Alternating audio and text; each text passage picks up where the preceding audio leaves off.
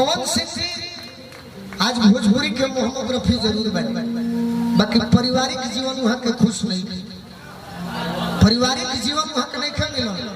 आज हम देखिए कितने सौभाग्यशाली हैं कि मेरे पिताजी आज भी दिन भर ड्यूटी करेंगे, लेकिन मेरे लिए और कमेटी का प्यार देखकर मेरे लिए आया। मतलब सही बात है। देखिए वो बात हम कमेटी खातिर को कलाकार और सबके कमेटी में इतना एकता बा, जय बरी से कार्यक्रम में चल रहा बा, कलाकार बहुत आए हुए हैं वही हम यह गणिनाथ बस हमारे, बाकी सही में हमारा रोजा सबसे प्यार पाके इतना अच्छा लगा तो हम रुके पर भी मजबूर हुए, रुके पर मजबूर हुए, ना तो हम जहाँ प्यार ना देव तबीयत हमारे एनी टाइम खराब रहला। जब से गोली लगल झूठ ना इस सरस्वती के कृपा कहल जाई।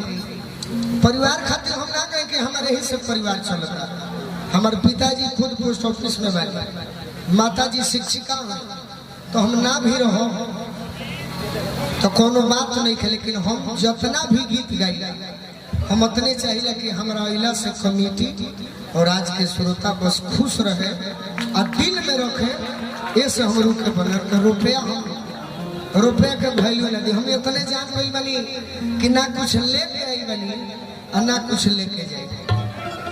माइकल जैक्सन से अच्छा केहू डांसर ना रहे। जब उनकर तबीयत खराब हुई 50 गो डॉक्टर की टीम एनी टाइम उनका बगल में खड़ा रहे और 10 गो परिवार के नया नया लेखन के 10-10 करोड़ उसके माता पिता को दिया गया था। किस लिए कि अगर मेरा किडनी खराब हो जाए तुम अपना किडनी दे देना, तुम्हारे परिवार को 10 करोड़ रुपए पहुंच चुका है, लेकिन वो भी नहीं रहे।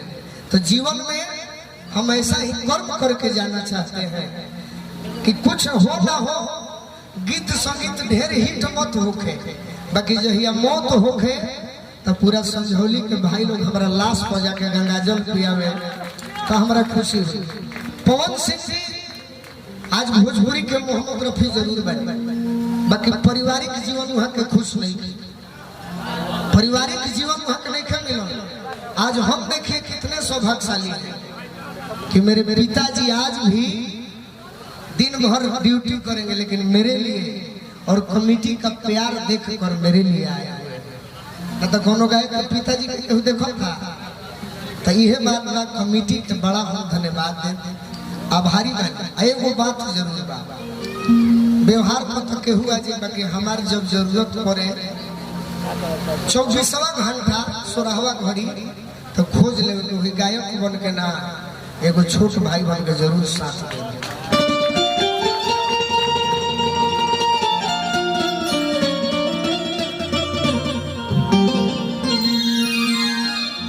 अभी नया पर अनुपमा जादव के संगे हमारे दिन भी बात हो रहे गीत के लेके सम्मान करे कोई, हमने अमृता जी का सम्मान दिया तो गीत रहे पूर्वी। भोजपुरी में पूर्वी के बहुत बड़ा महत्व बा। आज भरत शर्मा जी मंच पर आके गा दे कि चोरी करी हो पपियू रे चाहे, वो गीत जब गा दसनो तो हमनी के कोनो वैल्यू होइए नहीं। ताई एगो हम पूर्वी सुनावतनी आई है। पूर्वी के बाद और भी कलाकार के रंजन जी के तहार गीत हुई।